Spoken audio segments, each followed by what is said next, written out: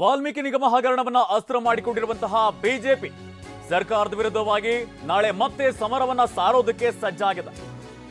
BJP ಶಾಸಕಾಂಗ ಸಭೆಯಲ್ಲಿ ನಾಯಕರಿಂದ ನಿರ್ಧಾರವನ್ನು ಕೈಗೊಳ್ಳಲಾಗಿದೆ.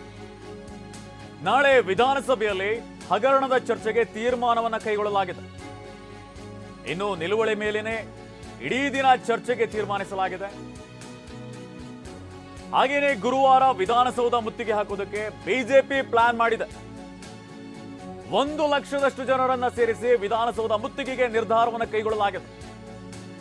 ಸದನದ ಒಳಗೆ ಹಾಗೇನೆ ಹೊರಗೂ ಕೂಡ ಹೋರಾಟಕ್ಕೆ ಈಗ ಬಿಜೆಪಿ ನಿರ್ಧರಿಸಿದೆ. ಇವತ್ತು ವಿಧಾನಸೌಧದ ಪಡಸಾಲೆಯಲ್ಲಿ ವಾಲ್ಮೀಕಿ ಯುದ್ಧ ನಡೀತು.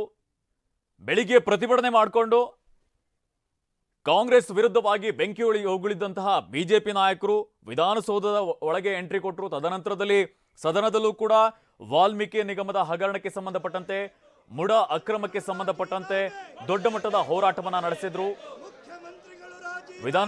ವಿಧಾನಸಭೆ ಹಾಗೆಯೇ ವಿಧಾನ ಪರಿಷತ್ನಲ್ಲೂ ಕೂಡ ವಿಚಾರವನ್ನ ಪ್ರಸ್ತಾಪಿಸಿದ್ರು. ಕಾಂಗ್ರೆಸ್ ವಿರುದ್ಧವಾಗಿ ಮುಗಿಬೀಳುವಂತಹ ಕೆಲಸವನ್ನ ಮಾಡಿದ್ರು.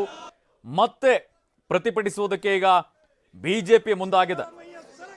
ವಾಲ್ಮೀಕಿ ನಿಗಮ ಹಗರಣವನ್ನ ಅಸ್ತ್ರ ಮಾಡಿಕೊಂಡಿರುವಂತಹ ಬಿಜೆಪಿ ಇವತ್ತು ಬೆಳಿಗ್ಗೆ ಆರ್ ಅಶೋಕ್ ಅವರು 187 ಕೋಟಿ ದೊಡ್ಡ ಹಗರಣವಾಗಿದೆ ಅನ್ನೋ ರೀತಿಯಲ್ಲಿ ಸದನದಲ್ಲಿ ಪ್ರತಿಧ್ವನಿಸಿದ್ರು. ಇದಕ್ಕೆ ಪ್ರತ್ಯುತ್ತರ ನೀಡುವಂತಹ ಕೆಲಸವನ್ನ ಕಾಂಗ್ರೆಸ್ ಕೂಡ ಮಾಡಿತ್ತು.